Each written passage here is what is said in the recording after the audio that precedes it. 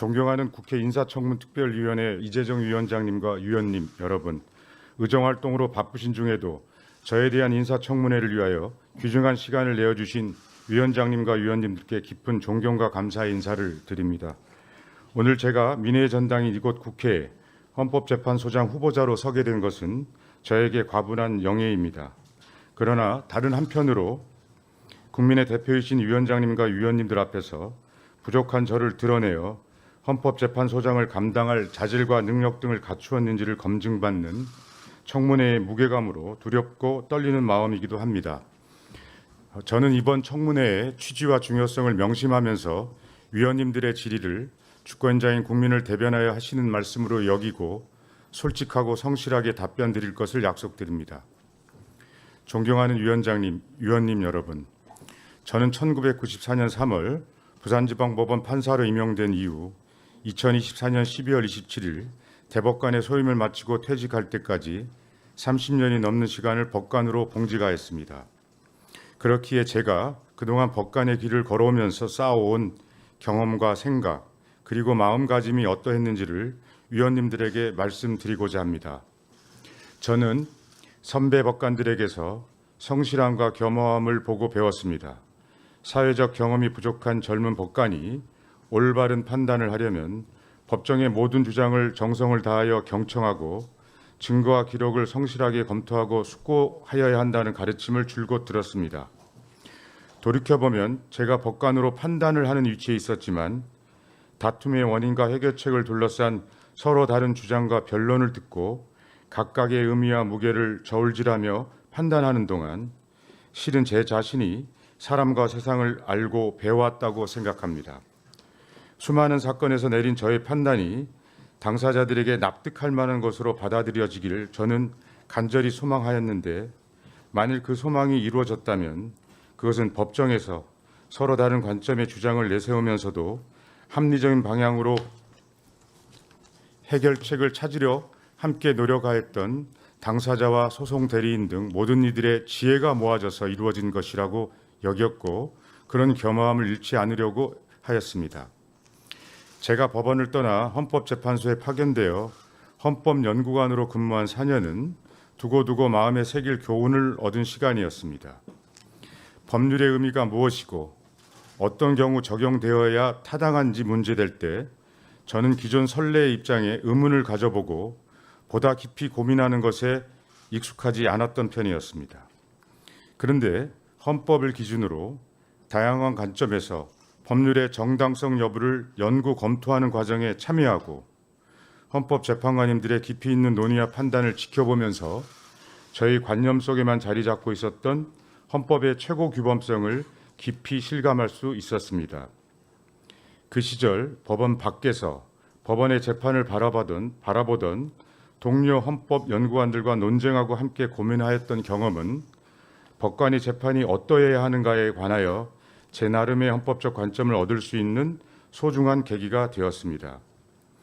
법원의 재판권을 비롯한 모든 권력이 주권자인 국민들로부터 나온다는 대한민국 헌법 제1조의 존재를 물론 알고 있었지만 정작 법관인 저는 그동안 법정에서 늘 마주하였던 당사자가 바로 그 주권자인 국민임을 진지하게 인식하지 않고 있음을 깨달았습니다. 나아가 법원 재판의 헌법적 의미를 새김에 있어서도 대한민국 헌법 제101조가 정한 사법권의 실현이라는 점에 저의 시선이 주로 머물러 있었던 것에서 벗어나 대한민국 헌법 제27조에서 정한 국민의 재판 청구권을 보장하기 위하여 재판 제도가 마련된 것임을 보다 무겁게 의식하게 되었습니다. 재판이 이루어지는 법정은 주권자인 국민이 자신에게 적용될 법률의 의미를 묻고 타당한 적용을 구하며 때로는 법률의 헌법적 정당성에 문제를 제기할 수 있는 매우 의미 있는 제도적 공간임을 마음에 새기게 되었습니다. 법관의 중요한 임무와 역할이 재판 절차와 과정에서 당사자들이 누려야 할 기본권을 철저하게 보장하고 판단에 이르게 된 사정과 이유를 당사자에게 상세하게 밝히는 것에 있음을 잊지 않기로 다짐하였습니다. 이후 제가 법관의 소임을 마칠 때까지 짧지 않은 기간 일하면서 그러한 교훈과 관점을 모든 재판 과정에서 구현하였다고는 감히 말씀드릴 수 없습니다. 제가 그동안 관여했던 판결에 대하여 긍정적으로 바라보는 시선도 있지만 비판적 관점의 평가가 있는 것도 잘 알고 있습니다. 그렇지만 제가 엄격하지만 넓고 따뜻한 헌법의 시선으로 재판하는 것에 소홀하지 않으려 하였고, 법정에서의 절실한 호소를 편견이나 선입견 없이 귀담아 듣고 최종 판단에 이른 이유와 사정을 소상히 밝히기 위하여 나름 노력하였던 점만큼은 말씀드리고 싶습니다. 존경하는 위원장님, 위원님 여러분, 법원과 헌법재판소는 헌법에 따라 서로 관할을 달리하며 기능적으로 분리되어 있지만 헌법의 의미와 가치를 지켜나갈 수 있도록 주권자로부터 위임받은 재판 권한을 행사한다는 점은 같다고 생각합니다. 만일 제가 국회의 동의를 얻어 헌법재판소장의 직책을 맡게 된다면 저는 헌법의 정신이 국민의 삶 모든 곳에서 온전히 실현되어야 한다는 굳은 믿음과 저의 재판 및 사법행정 경험을 바탕으로 헌법재판소가 제 역할을 더욱 충실히 해나가는 데 일조하고자 합니다.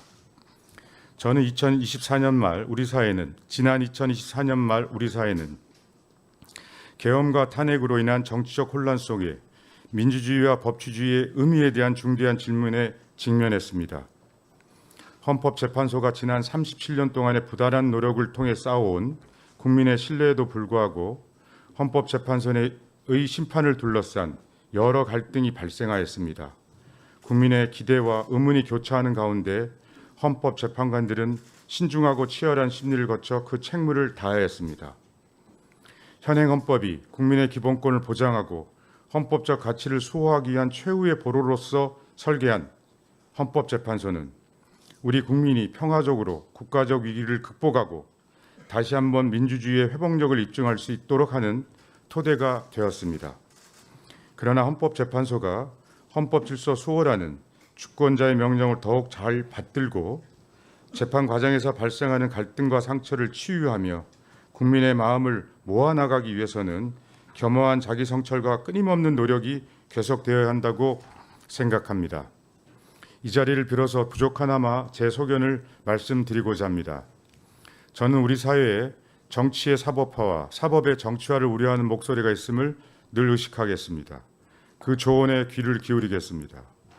헌법재판소는 주권자인 국민으로부터 권한 행사를 위임받았고 국민의 신뢰 없이 헌법재판이 정당화될 수 없습니다. 부당한 외부 사정에 흔들림 없이 오직 헌법과 법률에 따라 재판이 이루어지고 있음을 국민 누구나 납득할 수 있도록 하겠습니다. 저는 결정문에 담기는 객관적이고 세심한 논증이 이해가 쉬운 말로 전달될 수 있도록 하겠습니다. 불필요한 권위를 내세우지 않고 합리적으로 소통하며 국민의 신뢰를 쌓아가겠습니다. 현행 헌법은 우리 국민들의 희생과 헌신의 터잡아 탄생하였고 규정 하나하나에는 국민의 간절한 바람이 담겨 있습니다. 그리고 헌법을 수호하기 위한 국민들의 굳은 신념과 실천의 역사가 있습니다. 저는 이를 떠올리면서 헌법 조항을 해석하고 적용하겠습니다. 변화하는 사회 현실을 냉철하게 인식하고 보수나 진보라는 이념의 틀이 아니라 기본권 보장과 헌법 가치의 실현이라는 헌법재판소의 사명에 기초하여 헌법을 이해하겠습니다. 국민 모두가 자유와 창의를 발휘할 기회를 최대한으로 누리고 평등한 시민으로 존중받을 수 있도록 균형 잡히고 개방된 시각으로 헌법을 바라보겠습니다. 헌법 정신이 동시대를 살아가는 공동체 구성원은 물론 미래 세대 역시 하나로 통합하는 역할을 할 수 있도록 노력하겠습니다. 존경하는 위원장님과 위원님 그리고 국민 여러분, 한 명의 헌법재판관인 동시에 헌법재판소를 대표하고 사무를 총괄하는 헌법재판소장에게는 막중한 책임이 따른다는 것을 잘 알고 있습니다. 만일 제가 국회의 동의를 받아 헌법재판소장으로 일할 기회가 주어진다면 언제나 낮은 자세로 헌법재판소를 향한 국민의 다양한 시선과 목소리를 살피고 듣겠습니다. 헌법재판소가 본연의 역할을 다할 수 있도록 헌법재판소의 모든 구성원들과 함께 정성과 노력을 기울여 소임을 다하겠습니다. 오늘 위원장님과 위원님께서 국민을 대표하여 말씀해 주시는 다양한 조언과 질책을 가슴에 새겨 헌법재판소 본연의 역할에 더 충실할 수 있는 다양한 방법을 고민하겠습니다. 청문회를 위하여 귀한 시간을 내어주신 위원장님과 여러 위원님들께 다시 한번 진심으로 감사드립니다. 대단히 감사합니다.